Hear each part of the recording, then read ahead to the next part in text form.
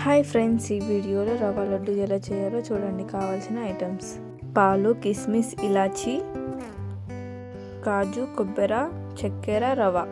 చక్కెర, ఇలాచిని మిక్సీకేసి పక్కన ఉంచుకోవాలి. ఒక ప్యాన్లో నెయ్యి వేసుకోవాలి. కిస్మిస్, కాజుని దూరగా వేయించుకోవాలి.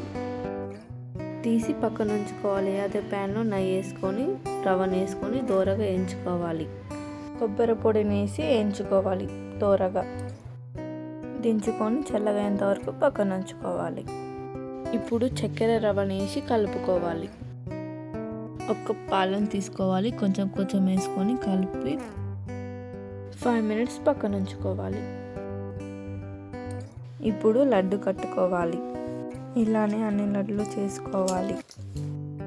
ఎంతో ఎమ్మీగా రవ్వ లడ్డు రెడీ. ఎలా ఉందో చూసి లైక్, షేర్ అండ్ సబ్స్క్రైబ్ చేసుకోండి. ఇంకొక రెసిపీతో మళ్ళీ కలుద్దాం. Bye bye.